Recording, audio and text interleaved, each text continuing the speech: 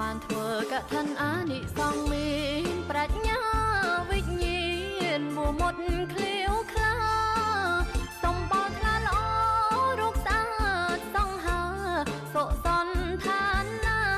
មានត្រង់ទ្រីល្អសុសន្តានណាមានត្រង់ទ្រីល្អបានទៅសោយសុខក្នុងទេវឋានយូរឆ្នាំណាស់បានចាក់ឋានបន្តអស់បុណ្យចុតិយើងមិនក្រីក្រសោយសុខបន្ត